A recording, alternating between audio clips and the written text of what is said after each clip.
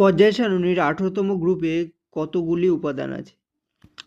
Option A বলছে 5টি, option B 7টি, না 8টি, না 6টি।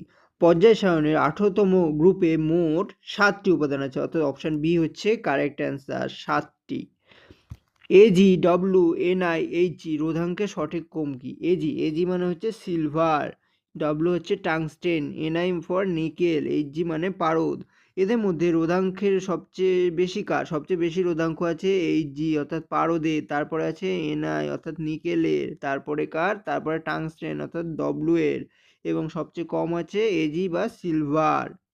তাহলে কোন ক্রমটা হবে? সবচেয়ে বেশি এইচজি যেখানে আছে সেটা দেখি আগে। অপশান সিতে সবচেয়ে বেশি এইচজি আছে, ঠিক আছে। তারপরে নিকেল আছে, ঠিক আছে। তারপরে ডাব্লু, ঠিক আছে। তারপরে এজি, ঠিক আছে। অর্থাৎ অপশান সি হচ্ছে কারেক্ট অ্যান্সার। নেক্সট কি বলছে? রক্তে শর্করার মাত্রা বৃদ্ধি শনাক্ত করে কোন অঙ্গ? রক্তে শর্করার মাত্রা বৃদ্ধি করে কোন অঙ্গ? অপশান এ হচ্ছে যকৃৎ, আর অপশান বি পিত্তথলি, না বৃক্ক, না অগ্নাশয়। রক্তে শর্করার মাত্রা বৃদ্ধি করে অগ্নাশয়, অপশান ডি হচ্ছে কারেক্ট অ্যান্সার।